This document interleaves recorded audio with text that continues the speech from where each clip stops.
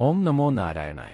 ശുക്രസംക്രമണത്തിലൂടെ നീചഭംഗ രാജയോഗം രൂപമെടുക്കുന്നു. ജീവിതത്തിലെ സന്തോഷകാലം തൊട്ടരികത്ത് എത്തിക്കഴിഞ്ഞിരിക്കുന്നു. വേദജ്യോതിഷ് പ്രകാരം ഗ്രഹങ്ങൾ സമയാസമയങ്ങളിൽ രാശി, നക്ഷത്ര പരിവർത്തനങ്ങൾ നടത്തുകയും അതിലൂടെ ശുഭയോഗങ്ങളും അശുഭയോഗങ്ങളും രൂപമെടുക്കുകയും ചെയ്യുന്നു. ഇത്തരം യോഗങ്ങൾ ആളുകളുടെ ജീവിതത്തിൽ കാര്യമായ സ്വാധീനമുണ്ടാക്കും. സെപ്റ്റംബറിൽ ധനദാതാവായ ശുക്രൻ തന്റെ നീചരാശിയായ കന്നിയിലേക്ക് പ്രവേശിക്കുകയാണ്. അങ്ങനെ നീചഭംഗ രാജയോഗം രൂപമെടുക്കും. ഈ രാജയോഗത്തിന്റെ പ്രഭാവം എല്ലാ രാശികളിലും അനുഭവപ്പെടും.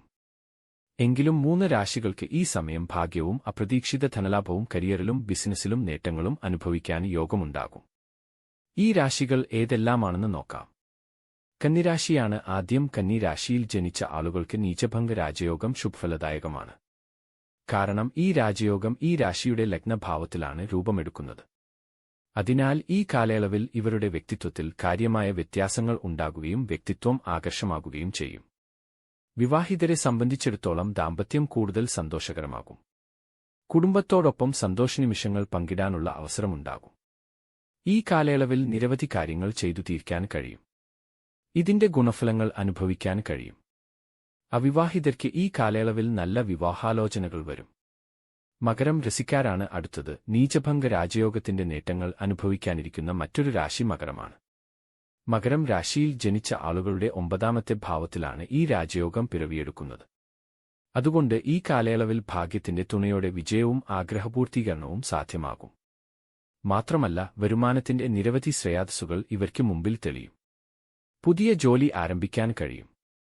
കൂടാതെ ഈ കാലയളവിൽ വലിയ സാമ്പത്തിക നേട്ടങ്ങൾ ഉണ്ടാകും. പൂർത്തിയാക്കാതിരുന്ന ജോലികൾ പൂർത്തീകരിക്കാനുള്ള ഭാഗ്യമുണ്ടാകും. ജോലിയുമായി ബന്ധപ്പെട്ടും ബിസിനസ്സുമായി ബന്ധപ്പെട്ടും നിരവധി യാത്രകൾ നടത്തും. മംഗളകാര്യങ്ങളിൽ പങ്കെടുക്കാനുള്ള അവസരം ലഭിക്കും. അവസാനത്തെ രാശി ധനു. നീചഭംഗ രാജയോഗം അനുകൂലമാകുന്ന മറ്റൊരു രാശി ധനു ആണ്. കാരണം ഇവരുടെ കർമ്മഭാവത്തിലാണ് ശുക്രൻ സംക്രമണം നടത്തുന്നത്. അതുകൊണ്ട് ഈ കാലയളവിൽ ജോലിക്കാര്യങ്ങളിൽ പുരോഗതി ദൃശ്യമാകും. ബിസിനസ്സിലും ഇവർക്ക് വളർച്ചയുണ്ടാകും. ഉദ്യോഗസ്ഥരായ ധനുരാശിക്കാർക്കും ഈ രാശിമാറ്റവും രാജയോഗവും അപ്രതീക്ഷിത നേട്ടങ്ങളും ഭാഗ്യങ്ങളും നൽകും. കരിയറിൽ പുതിയ ഉയരങ്ങളിലെത്താൻ സാധിക്കും. പ്രമോഷനുള്ള സാധ്യതകൾ മുമ്പിലുണ്ട്. വ്യവസായികൾക്ക് ഈ സമയം ധനലാഭമുണ്ടാകും. ബിസിനസ് വിപുലപ്പെടുത്താൻ സാധിക്കും.